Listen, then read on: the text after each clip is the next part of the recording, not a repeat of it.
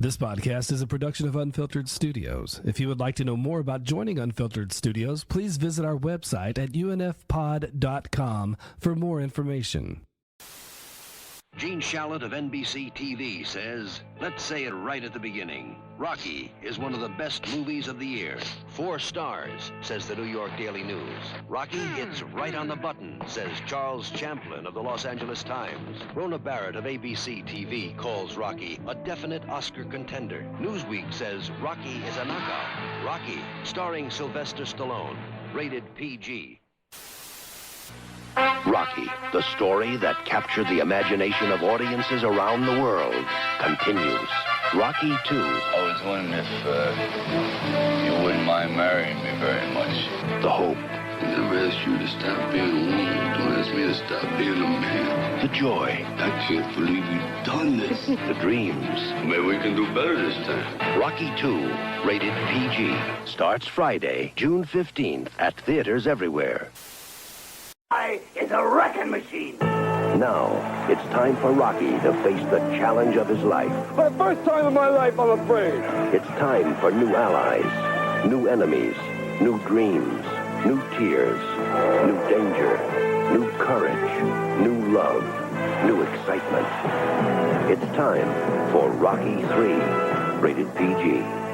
Starts Friday. Check newspapers for a theater near you. Could have stopped the fight. He could have saved his best friend's life. But now, the one thing he can't do is walk away. He's had one professional fight, and one man is dead. TPP, he's gonna have to kill me. You can't win! Rocky 4, rated PG. Now playing. Check newspapers for a theater near you. Medical report. It's not so good, but we can work around it. You lost millions. This is a tremendous opportunity. For him to be disabled? You gotta insult him. You gotta humiliate him. It's only you, a piece of garbage. Sometimes you just got to go for it. Why don't you try knocking me down? Let's do it. Sylvester Stallone, Rocky 5, rated PG-13. Starts Friday, November 16th at theaters everywhere. Step into the ring with Rocky Balboa, coming to DVD. It's over. It doesn't over till it's over. And go an extra round with an alternate ending. The last round of your life. Rocky Balboa on DVD and Blu-ray March 20.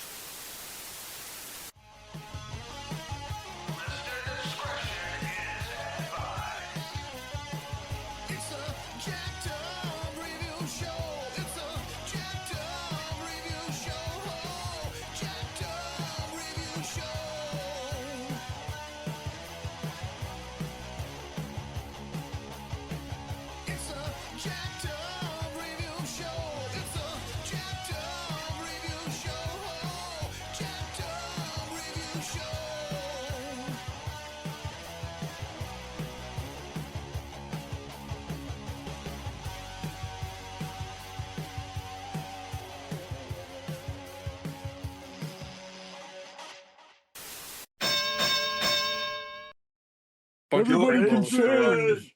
I can change. You can change. We all can change. If somebody change my underwear. Okay. And much like Rambo, one of these entries has an unofficial Christmas entry, and much like Rambo, the tone is all over the place. Rocky isn't He's such a popular character. Well, 4 has the... Well, 4 is set at Christmas Eve, yeah. It's not a Christmas movie. It's a Hanukkah feast. Here we go. 4 and It's a Hanukkah feast. 2. 4 and 2 is a 4 and 1 have the fights at Christmas. I think Rocky 1 had him fighting on Christmas Day or something like that. Yeah. Well, especially on 4. Like, I mean, he's training during winter time too. You know, cool. Where's the we gotta train? And so I think we'll all pretty much agree. Like this movie introduced us to the root for the underdog trope, the raw documentary kind of look. We Thank see all you, these Chuck tracking Wepner. shots. Yeah, there was some good camera work. But it's Philadelphia. Yeah, Philadelphia. Yeah. And they have a statue for him, a fictional character. I thought their biggest sports legend. Okay, so what sequel does he fight in New York? I swear he fights in New York in one movie. No, he doesn't. He fights in New York. He fights at MSG, I think, but he himself, three. Yeah, he's almost always. His whole point is he's so intertwined it's with Philadelphia and the gritty working man aesthetic. Okay, Philly's gross. I'm getting it mixed up with they filmed some of it at Madison Square Garden. That's right. Yeah. Mm-hmm. How many of you have run up the steps in Philly? I did. I have. Yeah. So yeah, it's Philly. It's really. I mean, I didn't run up them, but I don't think I ran either. But Josh, here's the question: did you want? Fell down them. Did I want to? No, I never want to run. You never want to run. Old. I don't want to fucking run. You don't want to run? Hell no. Fuck the you run. Think I look like I run? Yeah, I did. I've never run up I've never run up the Rocky stairs, but I did walk up the Exorcist stairs in DC. Oh shit! Nice. I also jumped around on the steps Belushi does in Animal House. Oh jeez, Cam, you need to do an episode of like top 5 stair scenes. Yeah, I also that you get the Joker stairs. You can't go out on them. You can't go out on them, but you can go up to the fire escape stairs, ladder, however you want to do it, from Vertigo in San Francisco. Oh man, pictures there. I walked up the Eiffel Tower. Jesus Christ, that's sounds fucking how miserable. And why? Because my cousin wanted to do it. Jeez. But I walked up and walked down that. Paris shirt. Stollies. I'm winded thinking about that. Right? It's so exhausting, even in a movie, and to do it in real life, man. That's been in Men in Black and several movies. So yeah, don't you love though how like every movie after Rocky comes out pretty much is like we got to film a montage of them training, whether it's a dance movie like Footloose or Flashdance, or if it's just Team America World Police, or Team America World Police. Need a montage. And it's got to be rock music. Composed by my brother, no less. I should have you guys sing some of those songs in William Shatner's voice. Albert Brooks does a great parody of I'm sorry. No, go ahead. Albert Brooks does a great parody of montages in real life. Yes, he does. Yeah.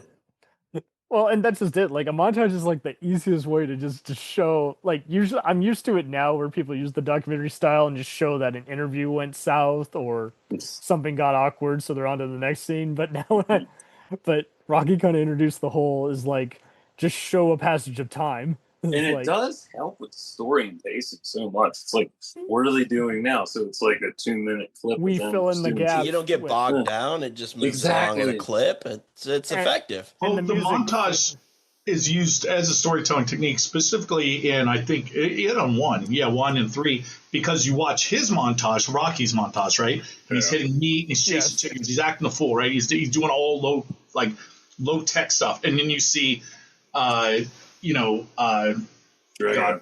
thank you, and and he's got all the science hooked up to him, right? Yeah, I love that we thought the Russians were way ahead in technology. Yeah, like to be a real man, you got to get down and gritty. It speaks to that Philly shit again. So and it's so funny. We thought they had more steroids than us. We're better technology, like clearly not. They just went Drag was training like Olympic weightlifting. He's got like a heart monitor.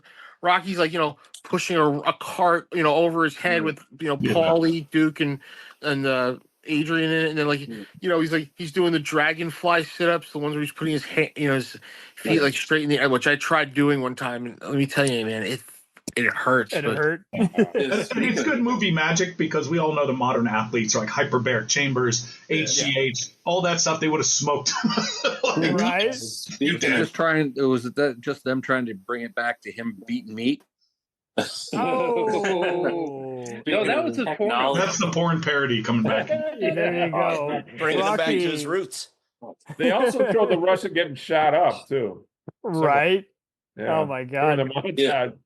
I'm surprised he wasn't snorting cocaine before pre-workout. Yeah. Speaking of technology and shit being ahead back then, I was watching John Oliver last night, and I found out that the FAA and shit, the towers for the planes, they're still running on Windows 95. Oh, dude. Yeah. Okay, I just watched that too, and this is a tangent, but I've worked in finance most of my life, and like the amount of trading, like and like all the stuff that goes into that, it's fucking DOS based. Like you never sleep again. There's a lot of Fortran. You actually, never sleep again if you mainframes. understood the house of cards that we have. No wonder they're so out of touch with today's reality. Yeah, and they're still using fucking floppy disks. That's funny shit. Yeah, there was a big issue during when they were worried about, well, not worried about, and they're rightly concerned about the Y2K, because there was so much stuff written in like Fortran, and that sort of stuff, COBOL. There's like 9 people alive that could fix it. Not really, but there weren't many. So they're getting all these geezers out of retirement to come in and figure it out. Yeah, because everything was based. It's going to be an ongoing problem, by the way. Well, that's kind of why I identified with Rocky. He was out of touch with any reality, any. The first movie, he's a down on his luck fighter. He's he's out of shape. He's the muscle for a local loan shark. Yeah. So he wants then you got Creed who's basically like the king of the heavyweight definitely championship. a Muhammad Ali homage. Muhammad Ali, he's established. And it introduced me to so many great actors. That's where I first saw Talia Shire. She'd already done Godfather. You see Tony Burton as Apollo Creed's coach, and then Burt Young as the in-law, and he's hysterical. But I mean, I related so much to Burgess Meredith. Here he is post Batman, in voiceover career as, the Rocky's coach, and you're just like, whoa, okay. You gotta cut my neck. As Mickey, and you're just like, I identified to it so much because that was basically my granddad. It was like, here's a guy, he doesn't know how to say I love you, but that's essentially what he's saying in the subtext with his gruff teeth. Now, he's not as vicious as that, but I'm just as a figure of speech. It is interesting seeing this old geezer telling this guy who's on his way to being a geezer, and like you say, he gets out of awful contracts. He's like the most independent boxer for a while, and they try their best to make it as plausible as they can within their formula, within their plot line. And I think that's just what's so cool is then every character can be an opponent or an ally. Every movie is it doesn't matter. It's a game of chess. We'll return after these messages. Hey, it's Brent Pope, the host of Breakfast with Brent Pope. You've seen me on some of your favorite TV shows saying things like, "Give it up, Jimmy. You got to sink this putt to win." On Breakfast with Brent Pope, I sit down with guests from the entertainment world, and we do it all over breakfast. Or should I say Brentfast? Every week on Brentfast, you get inside Hollywood info and tips, great breakfast recs and foodie debates. Most of all, you get the most delightful 30 minutes of your week. So dig in. It's Brentfast time. Listen at Brentfast.com, Apple Podcasts, or wherever fine podcasts are found. Do you ever find yourself thinking about who would win in a fight between Goku and Superman? Hi, I'm James Gavsey, and on the Who Would Win show, me and my co-host Ray ignore anything important happening in the outside world and debate fictional battles between characters from comics, movies, and video games. We got a new show every week, and almost always am I the winner. Yeah, not true, Ray. In the past, we've discussed such matches as Captain America versus Darth Vader, Solid Snake versus the Iron Giant, classic matchups like RoboCop versus Terminator, and even the Muppets versus Sesame Street. That one was crazy. So if you're a fan of geek culture and love a spirited debate, check out the Who Would Win show wherever you get your podcasts, or check us out at whowouldwinshow.com.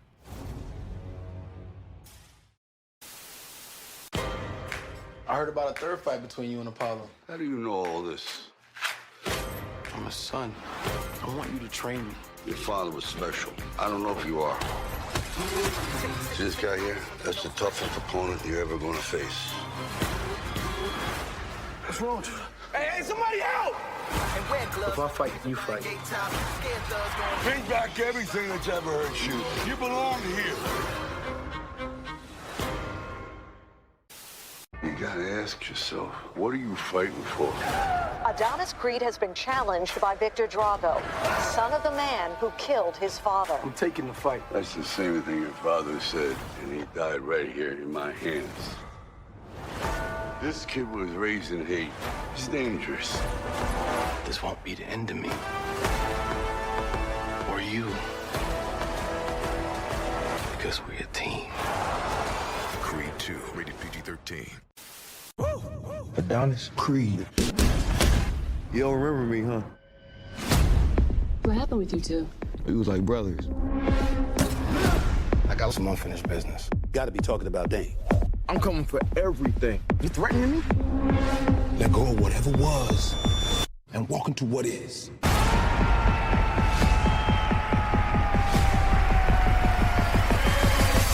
Creed 3, rated PG-13, only in theaters March 3rd. I mean, that's the thing with Rocky 2 is like, when you watch Rocky 2, it becomes that Apollo's not the bad guy. Yeah. Oh yeah. Apollo is just Rocky, he's the antithesis of Rocky.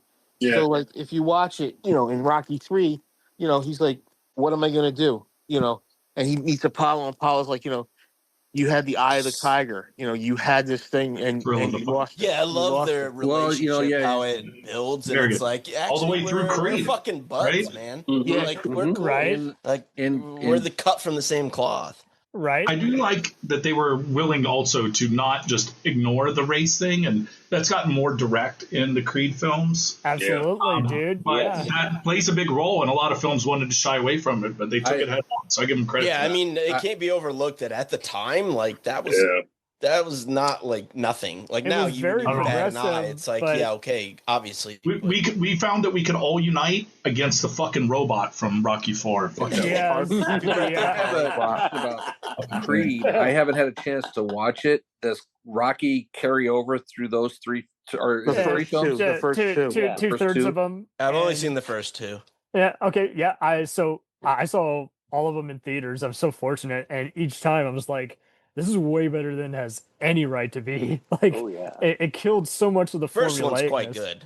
Absolutely, because like that they acknowledge the backstory, and there's enough buildup. You buy into Rocky's not just a feature cameo; he's now the Mickey role. This makes sense at this point. And He's really good. And they found a good way to update it for the modern crowd without playing to stereotypes or anything. True, and they also leaned into the whole Philly thing because, again, as we were talking about, it is a core part of it. Is Philly is almost a character in it, and Creed, especially the first one, they're getting cheesesteaks and they're talking yawn and all that stuff. They go to actual restaurants and everything. And Mike, another question I have is, how old would Creed's son have to be at that point?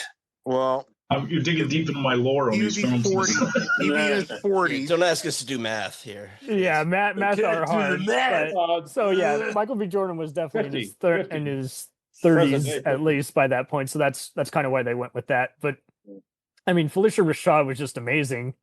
She's amazing in every role. Yeah, she's great in everything, but she was perfect casting as I'm Mrs. Creed, and just describing just that speech she gives is like, I was wiping your, father's ass when he couldn't raise his hand to do the deed, and I looked after you, and she's so hesitant to support his boxing career. He's like, you don't want to be like your old man, but then she's like, okay, you're responsible. You want to go? You're making money. Yeah. You go. She's basically taken the part that Talia Shire played. Absolutely. But kudos to them. They did a good job of also just establishing, hey, she succumbed to cancer. We didn't just write her off just because she doesn't want to do it anymore. It's like, but maybe I'm misremembering, but I thought Apollo Creed died in 4. He did. Yeah. No, she's just saying. But if you don't think he was fucking right. town. No.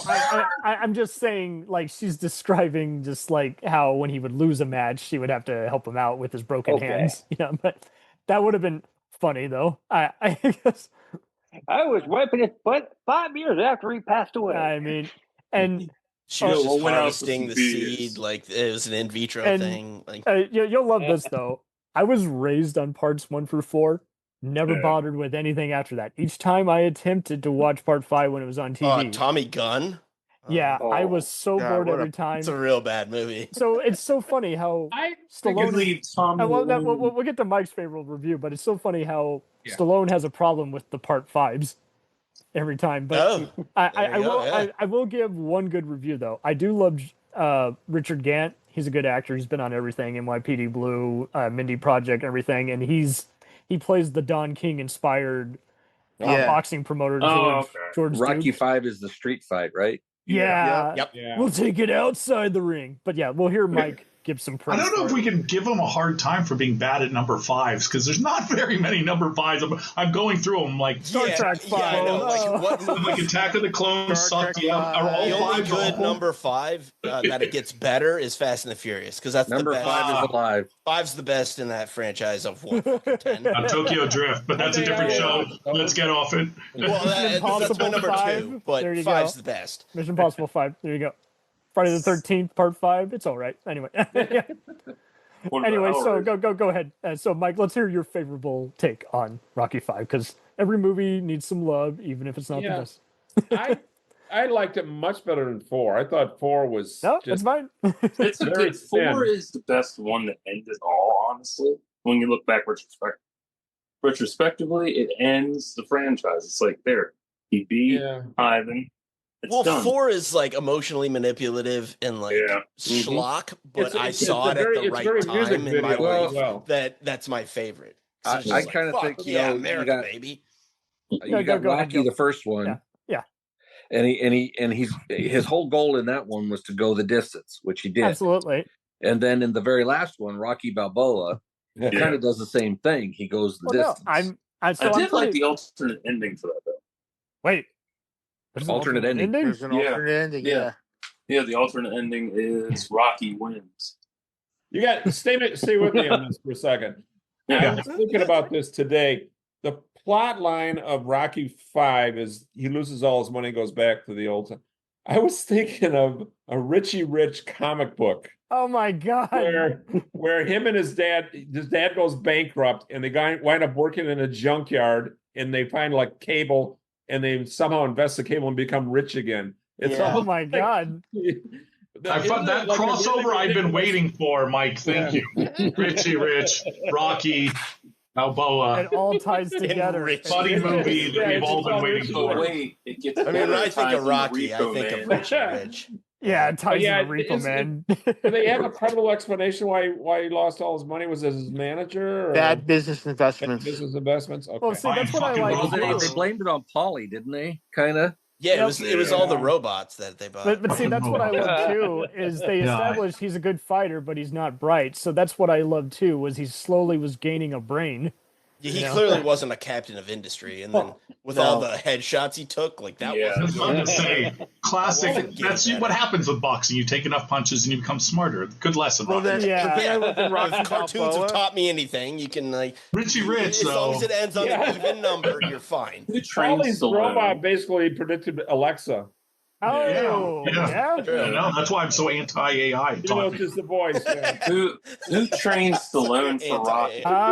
I don't know. Because I remember he got punched so hard, but I don't know who it was. I know Dolph threw him out of the ring. Yeah. Well, no, somebody punched Sylvester really hard. It was Carl Weathers. Yeah, and in the second movie, that's why I'm writing you out. the reason why he switches fighting styles on Creed was because Stallone was training with Franco Columbo, who was Mr. Olympia, not Frank Caliendo. And they were doing bench presses, right? So Stallone was doing like, oh, I can go heavier on this, and he tore his pec. Ooh. And they couldn't. When you tear your pec, basically, you can't do shit. Can't do shit. So they were going to film, and he's like, look, we got to do something. You know, I tore my. So what they did was he said, hey, how about he just changes his fighting style? Right. Not enough deer antler player in the world to fix that. You know, and then does that. But the thing I love about the first Rocky, it's not pretentious. And it's not about winning. Yeah. At the end of the day, they make that so clear. It's not about winning. Yeah, it's to have a movie at the end to be like your hero doesn't win. Yeah. Like, that's kind of wild. And part 2, it misses the point of that, but it at least it's a fun complimentary. Like, let's say, for argument's sake, he does a rematch. How will he succeed now that he's maturing, getting better with his diction? He can't even friggin', he has like a problem reading. He's like, he's doing a commercial. He's like, when I smash this on my face, I feel like a true man, like a tiger of the jungle. You know, and that's supposed to be a take on like how sportsmen used to read those freaking those cards, you know. After every game, I smoke one of these, and I feel better. You know, like one of those. You know. Yeah. Well, and that's just it. That's right. That ad he did. And people cringe at that. I'm like, you're supposed to. That's pretty realistic. Like, and not to mention the very fact that Rocky was also referenced in a different movie that we referenced. That was Hot Shots. Yes, it was. Yep. Is it in 2 or 3 where Mickey tells him that you're weak on the left? You're weak. And then they kind of ignore that, and he never really comes up again. He still wins the fight. Like he what's he say? He tells Rocky he's expecting you to fight with your left the whole time. What we want to do is we want you to switch and then go right. That'll catch him off guard. Yep. So in 2 he does that. And the thing I never could understand is, okay, and this is what gets me. Mickey's in church in the second one praying for the kid, right? Praying for his son and Adrian to get better. The third movie he dies and he becomes Jewish. One to believe in. Maybe the Rocky movies are wonderful films, but they have fuck all to do with boxing. There's no defense that is ever. No one has ever blocked a punch or missed a punch. Haymakers. Well, that's a good firing bombs. Yeah, if you are someone who's only seen these films and you watch a boxing match, you're like, no wonder you think boxing's boring. Yeah, you're like, what the fuck? What is this? This is boring. Dude, you gotta realize that was my. I'm glad you say that because that was my kind of intro into that because I had zero interest in sports of that ilk, and then it's not uncommon for critics to even compare other sports movies to Rocky because it's that same deal. It's like I want to root for the person to win the game, and then I want him to improve as a person after their training is all done. But sorry, go ahead. Well, the thing I've always said about Rocky is like we love the training montage. We love the part when he's running and they're playing, da-na-na, da-na-na, or they do the going the distance where he's like training his ass, Yeah. In Rocky 4, it got to be like, he's grown the beard. He's in the freaking the barn. It's like 5 degrees outside. Meanwhile, there's like a roaring fire. And, he's training his ass off. He doesn't have anything to work with except what's around him and stuff. Yeah. And like the fifth one, I don't remember any training montage. I don't remember anything like that. I think we were just annoyed because it was the director of the original returning. So it just showed you can make a great movie and then you can make a really lesser movie. But what's so funny is, yes, it does get manipulative by movie free, but we just liked it because Apollo was the coach that time and Mr. T was a fun opponent. It was also cool because he made it personal. It's like, you didn't just insult me in my career, you insulted my woman. Okay. You insulted my head. Then he pushes Mickey and Mickey dies of a heart attack. Yeah. So there you go.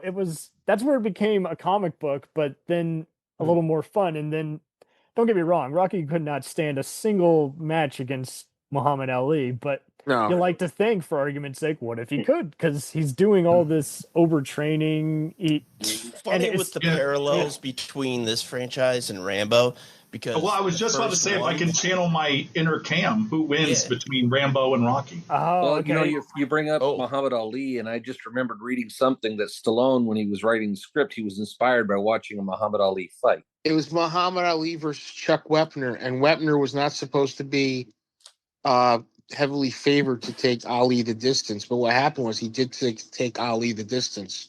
Okay. And Wepner was this like white guy. He looked like he didn't box a lot, but he was a boxer. He was a good boxer too. And I think a good one, Rocky. Yeah. And and he watched it on, I think he got tickets to Closed Circuit or something like that. Back then you'd go somewhere, you'd watch it on TV. So he's like, I got this idea. So he's like, why don't I just make this guy named Rocky Balboa? And the thing I loved about the one Rocky Balboa was that here he was now, we were all getting older. He was getting older. He lost Adrian. He's got the restaurant. Oh, you're talking about the sixth one? The sixth one, and it felt like it was like Stallone was going, all right, I'm not going to direct this. I'm going to give it to a director who knows the material. I'm going to give it to producer Irwin Winkler. Yeah. Who he's now had a falling out with, but yeah. And the thing I loved about it was back to basics. There was no, Paulie loses his job at the meatpacking plant, but you see him. He's like, remember in the first one, he gets drunk and he throws the turkey out in the street, Oh, that's right. Yeah. And Gobble, gobble. Doesn't Doesn't he have a little chair up in a tree where he sits and talks to Adrian at her grave too? Yeah, he has that was good. He keeps a chair up in the tree so he can. It's like he has a chair he brings to the gravesite, and he that's what it is. But he's by a tree, to be fair. Yeah, but I see what you carry it. You know. Yeah, there you go. I have to wonder. It was a character thing. I'm sorry. I saw that and I wondered why they killed off his wife in that one, because the actress is still alive unless she's not acting anymore. Yeah. I think Talia was not interested, but at the same time, I think he just wanted to show how the character progresses when the one person who loves him isn't there in his life. It's more human. It showed Rocky. You see Rocky not as in this one, like the fifth one. Remember, he was wearing the Hugo Boss stuff and all that stuff. This is him going back to being his roots. He's a respectable citizen now. He owns. And it is funny how the people playing his son change. It changes from his infamous actor's son Sage to another guy, and then to Milo Ventimiglia. Milo has the same kind of lip problem that Stallone has, so it kind of fit. Italian AF. Yeah. Milo did a good job being his son, because remember, there's this scene where he's like, "I remember when I held you in my hand, I could feel you right in my hand." And he does that whole speech. It's not how life hit. It's how hard you can get hit and get back up again. I love that speech. Stallone, when he wants to, is a really good actor. That's just it. You got to just decompress the room and just let him go before he overthinks it. That's just it. You got to get him at a good time to get those kinds of great speeches.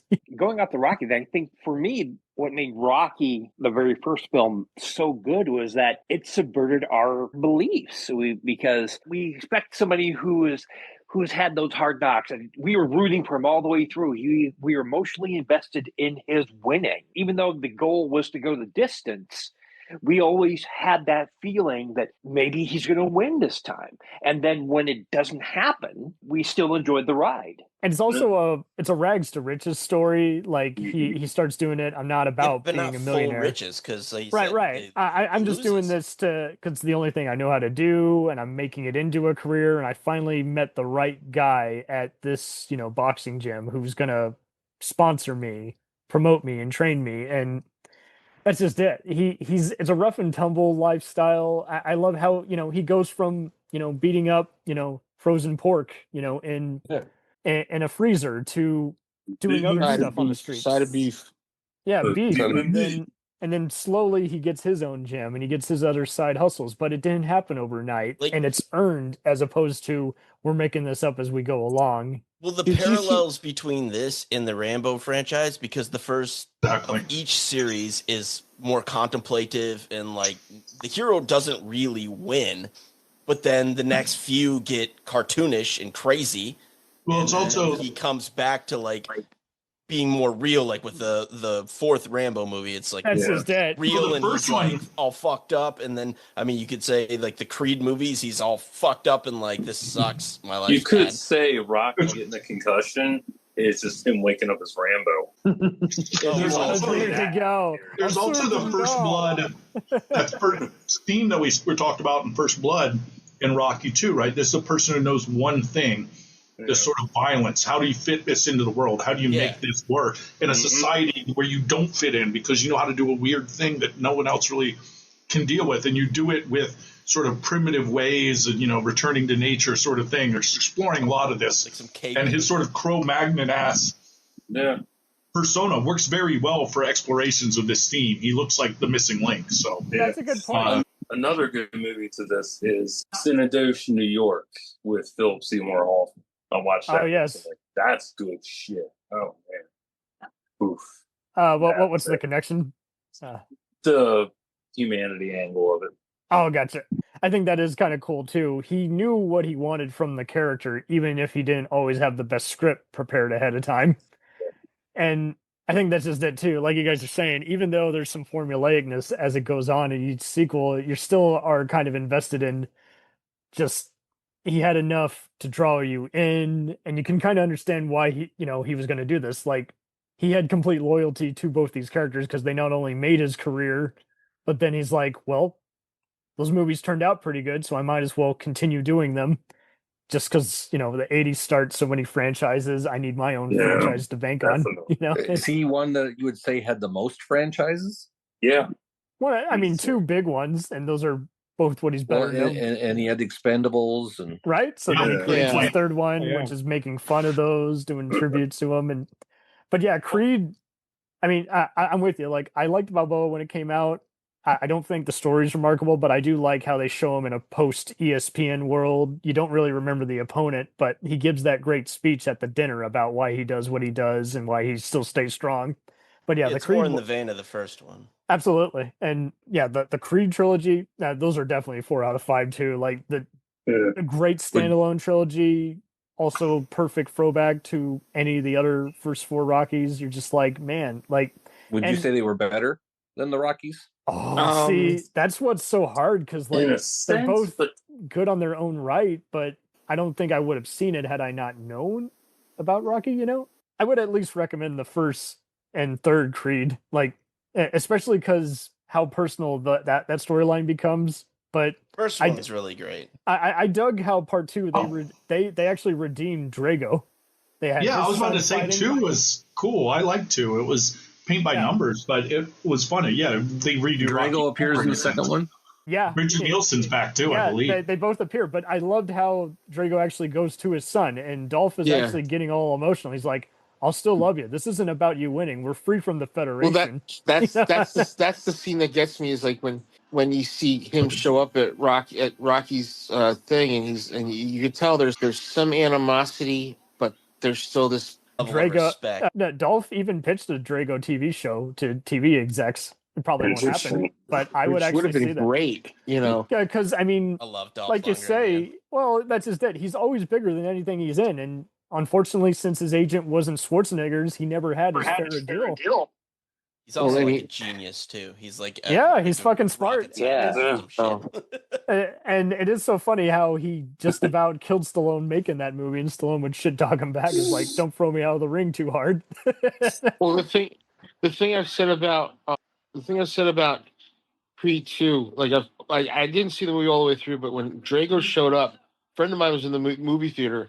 Drago shows up, and in the one scene with Rocky, and he said everybody in the theater were like, "Holy shit!" Like, you know, they couldn't believe he was still in good shape, and you know, absolutely. And that actor, he's gone on to do some cool stuff since. Looks like the Reacher guy. I forget his name. He had some charisma instead of just, "I'm gonna root for you just because you're sound Russian," you know. And it was like he actually had his own stake in the match, and I liked how they changed up Creed's storyline again. He's not just a copy and paste of Rocky and Adrian. It's like, okay, yeah, Tessa Thompson had some good charisma, and she's telling him, "Hey, you're a boxer, but you're not going to treat me like I'm your property, and you're not going to be an idiot. You're going to think everything through because we're a business. We're not just a marriage." You know. I haven't seen Creed yet, but now I do want to, and I'm thinking about it. His story, as far as him getting into boxing, is totally different from what Rocky's was. Well, and part 3 was neat too, because like Jonathan Creed, Major's scandal. He's like in finance, like at a hedge fund or some shit, and he's like, "Fuck this, I'm gonna go hit people." Yeah, and what's his name? Avon Barksdale from The Wire was one of the guys in the gym. Wood Harris. Morris. Wood Harris. He did pretty good on that, but he did awesome. Yes, he was. But I also dug how part 3 is like, let's take an ex-con who was part of Creed Jr.'s past, and let's have him be the opponent. And since the Jonathan Majors scandal broke out around the time of that movie, that didn't impact me in the movie. I'm like, well, he is supposed to be a bad guy. and Wood Harris, when he was playing Avon Barksdale, actually ends up supporting, I can't remember his name, but the ex-boxer who becomes one of his enforcers and then quits to go back to being a boxer and teach kids. Yeah, right, so he's already all about that world, you know. There you go. I like to think it's the same person, actually. It's a Baltimore kid. What was that? Wait, what was that? James, we're saying how Wood Harris, that one bald guy on The Wire. Yeah, we're saying we're finding a Baltimore connection to the Philadelphia scene. Oh, okay. Yeah, well, last we saw Avon, he was in prison, so he could have done one of his things, gotten out. Says, "I like this whole idea of supporting boxing. This is something I'm about." Like this new kid, Creed. I got to change my name because I'm known as a game guy. I love it. Chad Coleman and Cuddy from the Cut. Then he sponsored Idris Elba, who is totally not Avon Arksdale. Totally not playing Stringer Bell. Speaking of Idris, he did a boxing career too. In Creed, do they Yes, he establish did. his other siblings? Because I remember hearing Apollo say something about his kids. Yeah. The daughter I was just assumed supposed he had to... kids all over town. Yeah, Apollo's kid has daughters, and his daughters are supposed to be in the next installment of the franchise. Oh, really? They're doing another? Yeah. Okay. I think they are. I don't know if it's going to get greenlit completely Well, because of the strikes and stuff. Kudos, though, to he was also coincidentally on The Wire. A lot of Michael them B. were. Jordan. Yeah. Oh yeah, Young Mike Michael Wallace, Jordan. man. Absolutely. But like, I applaud him, not only just for everything he's been in, but like doing all these different intense roles. But then he decided, I'm going to direct part 3. If I'm going to go out, I'm going to. Yeah, if I can't do this with Coogler, I'm gonna do. Yeah, it's like he was really inspired with what shots he used and which ones he interjected. I personally thought. I just thought, okay, I applaud that. Because I feel like the role, kind of like it did for Stallone, it helped not only be an awesome thing for his career, but it also helped mature him as an actor. And oh my God, he is fucking flawless in Sinners. Oh, love that movie. I'm not a horror movie fan, but I saw the trailer for that, and I got to see it. Go watch it, dude. So It's good. worth No, it. really good. I can't wait. I got to see it. Yeah. See it in IMAX if you can. It's fantastic. Oh, bet. Yeah, now I'm going to make a weird parallel here, but believe me, it actually works. Boy. When I saw Creed, I absolutely loved it. And then I saw the most recent version of Shaft because I saw the two main characters. They were kind of in one world. And then they said, you know what? We're going to take you out. We're going to do this a different way. The next So generation. I saw those parallels and I was like, wow, they're actually showing something that a little bit more realistic. That you're not having to be in one place. You don't have to do one thing because of your social status or whatever. You have options, and I think that's a huge step forward for filmmaking in general. Well, and kudos to both those franchises. They hired people who were actually interested in it instead of shit. No, I don't care. I'm just going to make a random sequel and make money. When you hire that's the one thing you get good results. Right. Yeah, the one thing but that it's just sucks- rare, so I think that's why I applaud it. Yeah. Yeah, the one thing that sucks about them when people join a franchise and then leave it is that they wanted to do a project, but they were locked into a contract with something else. Elizabeth Olsen brought that up when she was locked into Marvel. She said, if you ever join them, do not sign a multi-year contract ever. Yeah. I'm like, no shit. Yeah.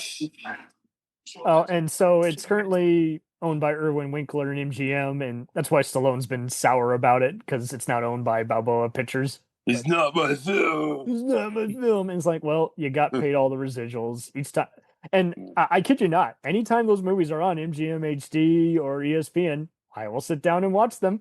I might not last every commercial break, but I'm going to watch them because they're. Oh, speaking of residuals, I love how Sting. Our spectacles. I love how Sting gets $2,000 out of Diddy because he sampled Every Breath You Take. He's gotten $2,000 a day since that song came out. That's beautiful. Well, at least he wasn't sampled by Frank Stallone. So there you go. And you guessed it, Frank Stallone. Yes. The music in Rocky is pretty spectacular. It really is. Oh yeah, that's a great score by I mean, that's Bill Rocky Conti? has to be up Bill there Conti, yeah. musically, like up there with like Star Wars, where he scored. Was Rocky III the introduction of Eye of like the it Tiger? wouldn't be what Yeah. like is there? Right. I The can't think music of makes anything the other than movie. those two. Just like you guys mentioned, the location, it is just as key as building the character. And the difference between It's like Rocky, the Bond theme, yeah. Go yeah, ahead.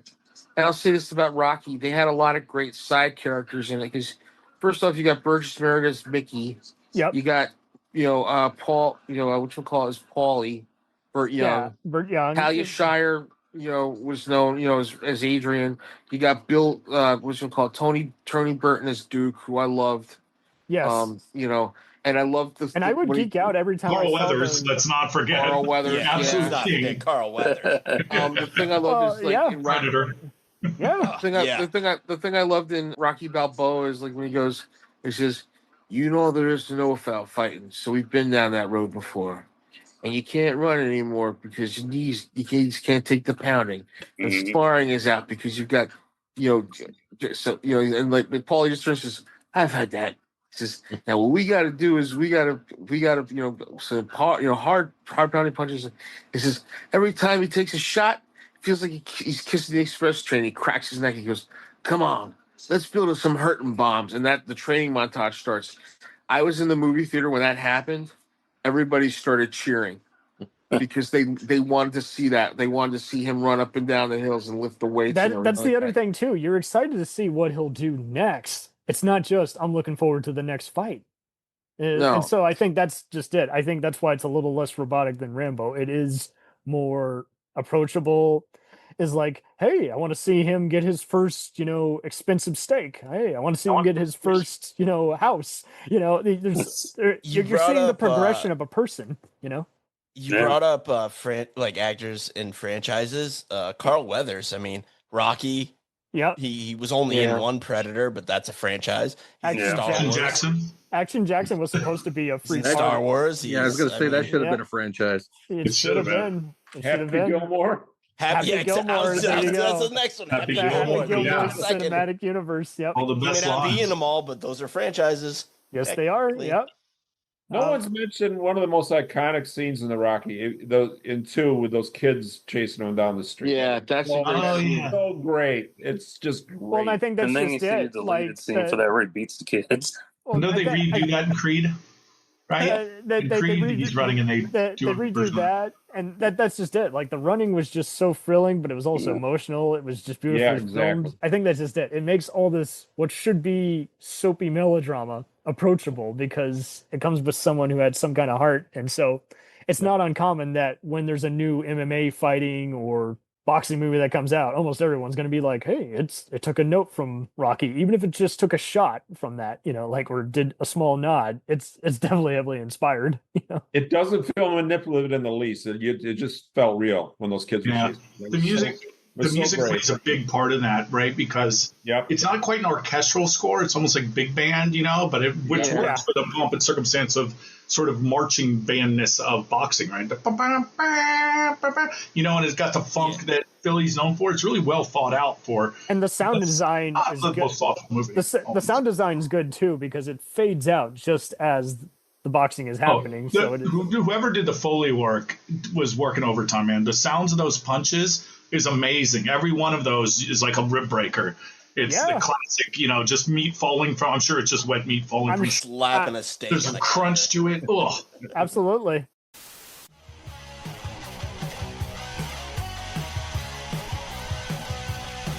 Follow us on the web on Facebook, Twitter, and Instagram. The podcast is available on Podbean, Spotify, iHeartRadio, Anchor, Apple, and anywhere else podcasts are available. Feel free to review our show and leave comments on any of those sites. Thanks a million for listening. It's a jacked up